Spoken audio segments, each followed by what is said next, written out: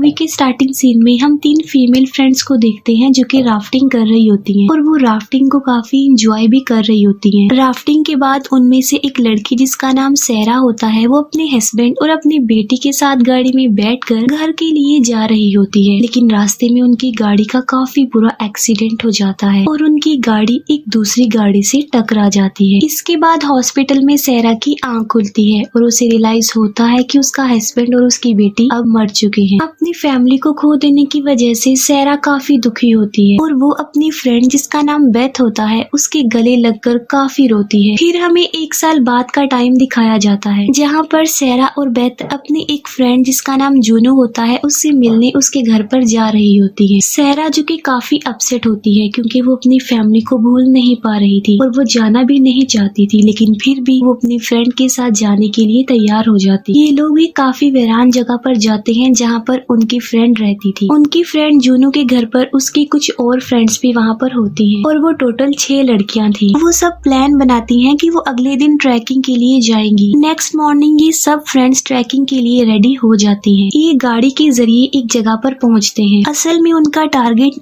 Underground गुफा यानी caves में जाना था, लेकिन वहाँ पर जाने के लिए इन्होंने पैदल चलना था और इसलिए वो उस जगह पर रुकती हैं और अपनी फ्रेंड्स को यहाँ पर गाइड कर रही थी जूनो जिसके घर पर वो आए थे। जूनो के पास एक ऐसी गाइड बुक होती है जो कि उस जगह के बारे में, और उस बुक में उस केव्स के मैप भी थे, लेकिन जूनो उस बुक को अपने साथ ले जाना जरूरी नहीं समझती और उसे कार में ही रख कर अपने फ्रेंड्स के साथ आगे चल पड़ती है। ये सब फ्रेंड्स पैदल चल रही होती है और कुछ दूर चलने के बाद फाइनली ये उस जगह तक पहुंच जाती हैं जहां पर इन्होंने केव में जाना था और फिर एक एक करके ये रस्सी के सहारे नीचे उतर जाती हैं और ये नीचे से जब ऊपर की तरफ देखती हैं तब वो सीन काफी प्यारा नजर आ रहा होता है। अब क्योंकि आगे जाने का कोई रास्ता नजर नहीं आ रहा था तो उनमें से एक लड़की पूछती है कि अब हमने कहाँ जाना है। तब जूनो उसे बताती है कि यहाँ से निकलने का सिर्फ एक ही रास्ता है और वो रास्ता है टनल का रास्ता, और टनल से गुजरते हुए हम यहाँ से बाहर निकल जाएंगे। और फिर ये 1 बाय 1 टनल के जरिए आगे बढ़ने लगती हैं। वो आगे बढ़ती रहती हैं और वो एक ऐसी जगह पर पहुंचती हैं जहाँ पर काफी बड़े बड़े खंडर होते हैं, लेकिन वहाँ पर भी उन्हें कोई रास्ता नजर नहीं आ रहा होता और तभी इन्हें आगे जाने का एक छोटा सा रास्ता मिलता है। उनमें से एक फ्रेंड जूनो को कहती है कि जैसा हमने गाइड बुक में इस जगह के बारे में पढ़ा है ये तो बिल्कुल भी वैसी नहीं है, बल्कि ये बिल्कुल ही डिफरेंट। जब जूनो कहती है कि मुझे इसीलिए बुक्स और मैप्स पर बिलीव नहीं है, और सबसे इंटरेस्टिंग बात ये है कि यहाँ पर एक्सप्लोर करने के लिए बहुत कुछ है, और ये एक एक करके उस केव में ड्रैगिंग करते हुए आगे बढ़ने लगती हैं। अब बाकी फ्रेंड्स तो आगे बढ़ जाती हैं, लेकिन सैरा एक केव में फंस जाती है और वो आगे नहीं बढ़ पा रही थी और वो वहाँ पर इतनी बुरी तरह फंस जाती है कि उसे सांस लेने में भी डिफिकल्टी हो रही थी। तब उसकी फ्रेंड बेथ उसे कहती है कि तुम्हें घबराने की बिल्कुल भी जरूरत नहीं है, मैं तुम्हारे पास आ रही हूँ। और तब बेथ सैरा के पास जाती है और उसे इनकरेज करती है और उसे कहती है तुम ऐसा कर सकती हो, और वो उसे आगे बढ़ने के लिए कहती है। तब सैरा कहती है कि मेरा रोप बैग पीछे रह गया है। अब जैसे ही सैरा अपना बैग लेने लगती है तो वो पत्थर जो उसके ऊपर होता है वो अपनी जगह से मूव करने लगता है, और अगर वो पत्थर सैरा पे गिर गया तो वो यहाँ पर मर सकती है। तब बेथ उसे कहती है कि तुम बैग को छोड़ो और आगे बढ़ो, और वो ऐसा ही करती है। वो आगे बढ़ने लगती है और जैसे ही वो आगे आती है सारे पत्थर अपनी जगह से हिलने लगते हैं और नीचे गिरने लगते हैं, लेकिन बिल्कुल ठीक वक्त पर सही सलामत सैरा उस केव से बाहर आ जाती है। लेकिन जिस केव के जरिए वो यहाँ तक आए थे वो पत्थरों से पूरी तरह ब्लॉक हो चुकी थी, यानी कुछ भी हो जाए अब वो उस रास्ते से तो वापस नहीं जा सकते। तभी एक फ्रेंड बोलती है कि गाइड बुक के अकॉर्डिंग यहाँ से निकलने के टोटल 3 रास्ते हैं, अब एक तो बंद हो गया है। और वो जूनो से पूछती है कि क्या मैं ठीक कह रही हूँ ना, मेरी बात पर एग्री करो और मुझे गाइड बुक में देखकर बताओ। तब जूनो कहती है कि मैं गाइड बुक नहीं लाई हूँ और मैं उसी गाड़ी में ही रख कर आई हूँ। ये सुनकर वो सारी फ्रेंड शॉक्ड हो जाती है और उस पर गुस्सा करने लगती है। जूनो कहती है कि उस बुक को यहाँ पर लाने का कोई फायदा नहीं होने वाला था। वो सब समझ जाती है कि जिस केव में वो आ गई है वो गलत केव है, जहाँ पर उन्होंने जाना था ये वो केव नहीं है। और मुसीबत की बात तो ये है कि किसी को पता भी नहीं कि वो इस केव में आई है, यानी अगर उन्हें यहाँ से बाहर जाने का रास्ता ना मिला तो वो यहीं पर फंसकर मर सकती हैं, क्योंकि वो इन केव्स के बारे में छोटी सी बात भी नहीं जानती। उनमें से एक लड़की जूनो से पूछती है कि इस वक्त जिस केव में हम हैं इस केव का क्या नाम है। जूनो कहती है कि इस केव का कोई नाम नहीं है, हम यहाँ पर फर्स्ट टाइम आए हैं, हमसे पहले यहाँ पर कोई नहीं आया और यही वजह है कि मैं इन केव्स को एक्सप्लोर करना चाहती थी और हमें आगे बढ़ना ही होगा। अगर हम आगे ना बढ़े, यहीं पर फंसे रह गए तो हम मारे जा सकते हैं। और ये फिर से टनल के जरिए आगे बढ़ने लगती हैं। आगे जाकर वो एक ऐसी जगह पर पहुंचती हैं जहां पर काफी गहरी खाई थी। तब वो रॉक्स पर माउंटेन क्लिप लगाकर रस्सी के सहारे एक एक करके खाई को पार करती हैं। लेकिन सबसे लास्ट में जब जुनू की बारी आती है तब एक क्लिप पत्थरों से निकल जाता है और रस्सी वहाँ से निकल जाती है। लेकिन फिर भी वो रस्सी के सहारे ऊपर आ जाती है और अपने फ्रेंड्स के पास आ जाती है। उन्हें रॉक्स में से एक क्लिप मिलता है जो इस बात की तरफ इशारा था कि उनसे पहले भी यहाँ पर कोई आ चुका है। और बेथ कहती है कि अगर हमसे पहले यहाँ पर कोई आया है तो हम बिल्कुल ठीक जा रहे हैं और हम यहाँ से बाहर भी निकल जाएंगे। तब दूसरी लड़की कहती है कि अगर कोई इंसान यहाँ पर आकर गया होता तो जरूर इस जगह का कोई ना कोई नाम होता। वो बताती है कि जो माउंटेन क्लिप उन्हें मिला है वो आज के दौर का नहीं है, तकरीबन 10-20 साल पुराना है। और वो फिर से आगे बढ़ने लगती हैं। आगे जाकर उन्हें एक पहाड़ पर कुछ पिक्चर्स दिखाई देती हैं और उनमें से एक पिक्चर इस केव की भी थी। और उस केव की पिक्चर में ये दिखाया गया था कि इस जगह पर आने के 2 रास्ते हैं, एक आने का रास्ता है और एक जाने का रास्ता है। अब एक रास्ते से तो वो अंदर आ गए, तो एक दूसरा रास्ता भी है जिसके सहारे वो यहाँ से बाहर निकल सकते हैं। अब उन्हें यहाँ से निकलने का कोई क्लू मिलता है तो वो काफी खुश हो जाती हैं और वो इस होप को लेके आगे बढ़ने लगती हैं कि यहाँ से बाहर निकलने का रास्ता भी है। कुछ दूर जाने के बाद उन्हें सनलाइट दिखाई जाती है। उनमें से एक लड़की जिसे वहाँ से निकलने की सबसे जल्दी थी और वो सनलाइट की तरफ भागने लगती है। पीछे से जुनो उसे कहती है कि तुम वहाँ पर मत जाओ, वो सनलाइट नहीं है जिसे वो सनलाइट समझ रही है। और उस केव में काफी अंधेरा था। लेकिन इससे पहले कि वो जल्दबाज लड़की उस लाइट तक पहुँचती जिसे सनलाइट समझकर वो मिसअंडरस्टैंडिंग में यहाँ आई थी, वो एक काफी गहरी खाई में गिर जाती है और उसके टांग की एक हड्डी टूट जाती है। क्योंकि वो काफी इंजर्ड थी तो खुद तो ऊपर नहीं आ सकती थी, तो इसलिए उसकी सारी फ्रेंड्स नीचे आ जाती हैं। नीचे जाने के बाद वो उसके टांग की बैंडेज करते हैं और इसी दौरान सहरा वहाँ से बाहर निकलने का रास्ता ढूंढ रही होती है। और तभी उसे कुछ दूर अंधेरे में एक क्रिएचर दिखाई देता है जो कि वहाँ पर पानी पीने आया था और वो क्रिएचर किसी इंसान की तरह ही नजर आ रहा था। उसे देखकर सहरा डर जाती है और इतने में जूनो भी वहाँ पर आती है और सहरा उस क्रिएचर के बारे में जूनो को बताती है। और इतनी देर में वो क्रिएचर भी वहाँ से गायब हो जाता है और वहाँ पर कोई भी नहीं होता। जूनो सहरा की बात का बिलीव नहीं करती। वो सोचती है कि वो डरी हुई है इसलिए ऐसा बोल रही है। सहरा उन्हें बताती है कि मैंने वहाँ पर इंसान जैसे नजर आने वाले क्रिएचर को देखा है और मैंने इससे पहले भी किसी की प्रेजेंस को महसूस किया था, लेकिन मुझे उस पर ट्रस्ट नहीं हुआ। और अब जबकि मैंने उसे अपनी आंखों से देख लिया है तो मुझे उस पर यकीन आ गया है कि यहाँ पर हमारे अलावा भी कोई है और वो इंसान है। तो अगर वो इंसान है तो हमें उनसे हेल्प लेनी चाहिए। जूनो सहरा को कहती है कि तुम डर की वजह से ये सब कुछ कह रही हो और वो उसकी किसी भी बात का बिलीफ नहीं करती। एक फ्रेंड सहरा को कहती है कि हमें जल्द से जल्द यहाँ से बाहर निकलना है, हमारी फ्रेंड इंजर्ड है। और यहाँ से निकलने के लिए वो एक रास्ते के जरिए आगे बढ़ते हैं। एक लड़की कहती है कि उस डायरेक्शन में सनलाइट थी और हमें वहीं पर ही जाना चाहिए। जूनो कहती है कि वो सनलाइट नहीं था बल्कि वो एक ऐसा केमिकल था जो अंधेरे में सूरज की रोशनी की तरह ही चमकता है और यही वजह थी कि उनकी उस फ्रेंड को भी गलत फहमी हुई थी जो कि अब इंजर्ड हो गई। और ये आगे बढ़ती ही जाती है। बाहर का रास्ता ढूंढने और हवा का रुख देखने के लिए जूनो बार बार लाइटर जलाती है क्योंकि जिस तरफ हवा का रुख होगा वही बाहर जाने का एग्जैक्ट रास्ता होगा। एक जगह पर पहुँचने के बाद ये अपने कैमरे का नाइट मोड ऑन कर लेते हैं, ये चेक करने के लिए कि उस जगह पर क्या है क्योंकि वहाँ पर काफी अंधेरा था। नाइट मोड में कैमरा की स्क्रीन पर उन्हें जानवरों की बहुत सारी हड्डियाँ वहाँ पर पड़ी हुई मिलती हैं। ये देखकर वो काफी डर जाते हैं और जूनो एक बार फिर से लाइटर जलाती है, लेकिन अब हवा कोई भी रुख नहीं बता रही थी जिससे उनका डर और ज्यादा बढ़ जाता है। तब सहरा पैनिक कर जाती है और वो हेल्प के लिए चिल्लाने लगती है और फिर वही इंसान की तरह नजर आने वाला क्रिएचर इनके पीछे आकर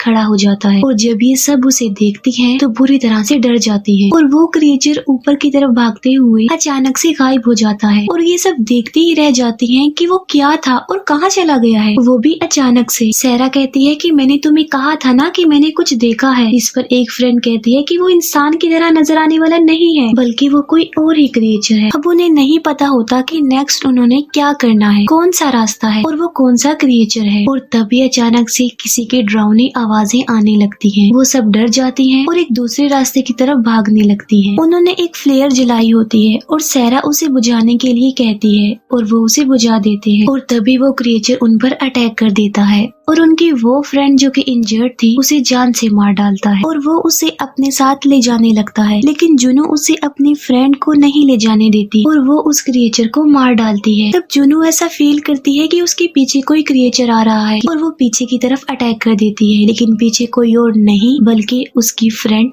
बेथ थी जो कि अब काफी इंजर्ड हो गई थी, लेकिन फिर भी जुनू पता नहीं क्यों उसकी हेल्प नहीं करती। दूसरी तरफ सैरा जो कि भाग रही होती है तो अचानक से वो गिर जाती है और बेहोश हो जाती है और जब सैरा की आंख खुलती है तब उसके आसपास वही क्रिएचर होते हैं, लेकिन वो सैरा को देख नहीं पा रहे थे क्योंकि वो ब्लाइंड थे। अब क्योंकि वो ब्लाइंड थे तो उन्हें लाइट और साउंड ही अट्रैक्ट करते थे। सैरा इन क्रिएचर्स को अपने कैमरा के नाइट मोड में देख रही थी। अब ना तो वो सैरा को देख पा रहे थे ना फील कर पा रहे थे, लेकिन सैरा उनको अपने सामने बहुत करीब से देख रही थी। दो फ्रेंड्स खुद को सेव करने के लिए रॉक्स के ऊपर छुपी होती है और तभी वहाँ पर वो क्रिएचर आ जाता है, लेकिन उस क्रिएचर को वो नजर नहीं आती क्योंकि ना तो उनके पास कोई लाइट थी और ना ही वो कोई साउंड पैदा कर रही थी और इसीलिए वो क्रिएचर उनके पास से गुजरता हुआ आगे बढ़ जाता है। लेकिन तभी एक फ्रेंड की वॉच का अलार्म बजने लगता है और वो क्रिएचर उन्हें मारने के लिए जल्दी से उनकी तरफ आने लगता है। लेकिन इससे पहले कि वो क्रिएचर उन तक पहुंच पाता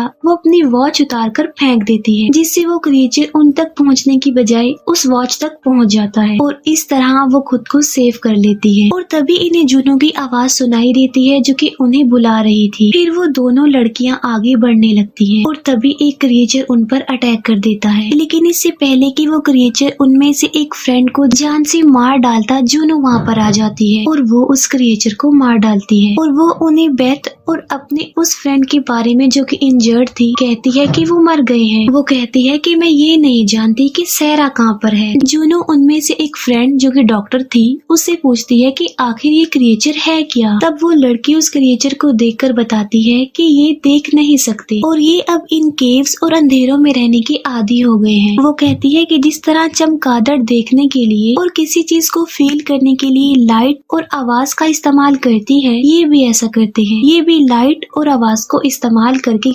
किसी चीज की तरफ अट्रैक्ट होते हैं। जुनू कहती है कि मैं ये तो नहीं जानती कि ये कौन है, लेकिन ये यहाँ से शिकार करने के लिए बाहर जरूर जाते होंगे और मुझे ऐसा लग रहा है जैसे मुझे रास्ता मिल गया है क्योंकि जो भी इन्हें यहाँ पर लाया है उसने यहाँ से बाहर जाने के लिए दीवारों पर निशानियाँ लगाई हुई है।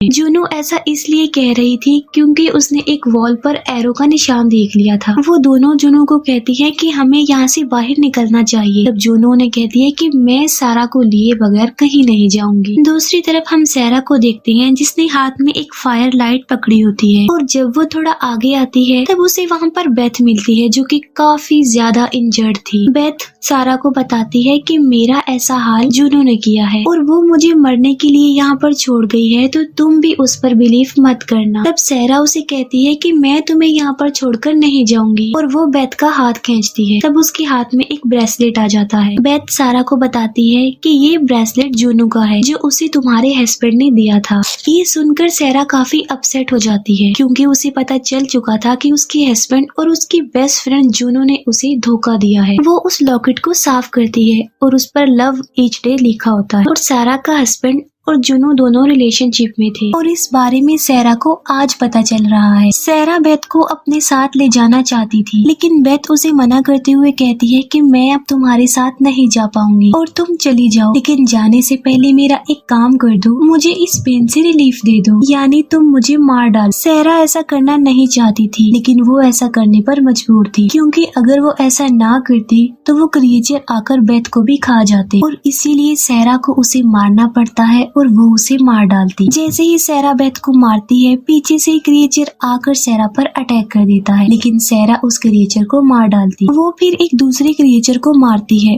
और आगे बढ़ती है और चिल्लाती है। दूसरी तरफ जहाँ पर जुनू के साथ उसकी फ्रेंड्स थी वहाँ पर बहुत सारे क्रिएचर आ जाते हैं। वो क्रिएचर पहले एक फ्रेंड को मार देते हैं और बाद में दूसरी को भी चीर फाड़ करके मार डालते हैं। अब सिर्फ जुनू ही थी जो अकेली जिंदा रह गई थी और इतनी ही देर में वहाँ पर सैरा भी आ जाती जाती है। सैरा जुनू से बेथ के बारे में पूछती है कि बेथ कहाँ पर है। तब जुनू कहती है कि बेथ मर चुकी है। सैरा फिर से जुनू से पूछती है कि क्या तुमने बेथ को मरते हुए देखा था, जिस पर वो कहती है हाँ मैंने उसे मरते हुए देखा था। और तभी इनके ऊपर बहुत सारे क्रिएचर्स हमला कर देते हैं और ये दोनों बड़ी बहादुरी से उनका मुकाबला करते हुए एक एक करके उन क्रिएचर्स को मार डालती हैं। वो क्रिएचर्स इतने पावरफुल नहीं थे इसलिए वो मारे गए। सब क्रिएचर्स को मार लेने के बाद सैरा के हाथ में वो हथियार होता है जिससे उसने उन क्रिएचर्स को मारा था और साथ ही उसके हाथ में वो ब्रेसलेट भी होता है जो वो जुनू को दिखाती है। जुनू सैरा के हाथ में वो ब्रेसलेट देखकर काफी हैरान रह जाती है कि ये इसके पास कहाँ से आया। और तब फिर से क्रिएचर्स की आवाजें आने लगती हैं और तब सैरा उसी हथियार से जुनू पर स्टैब करके उसे इंजर्ड कर देती और वहाँ से चली जाती। और जब वो थोड़ा आगे जाती है तब उसे जुनू के चिल्लाने की आवाजें सुनाई देती हैं और वो फौरन समझ जाती है कि उन क्रिएचर्स ने जुनू को मार डाला है। सैरा ऊपर चढ़ने की कोशिश करती है लेकिन उसका हाथ स्लिप हो जाता है और वो नीचे गिरकर बेहोश हो जाती है। लेकिन थोड़ी देर के बाद वो होश में आ जाती है और उस पर सनलाइट पड़ती है और वो उस सनलाइट की तरफ बढ़ने लगती है और इस खतरनाक किस्म के केव से बाहर आ जाती है। बाहर उसकी गाड़ी भी होती है और वो अपनी गाड़ी को लेकर उस जगह से निकल जाती है। रास्ते में वो एक जगह पर रुकती है और उसे वॉमिटिंग होती है और जब वो वापस गाड़ी के अंदर आकर देखती है तब उसके साथ जुनू बैठी थी जिसे देखकर वो चिल्लाती है। असल में जो उसने देखा था वो उसके साथ हेल्यूसिनेशन था और असल में सैरा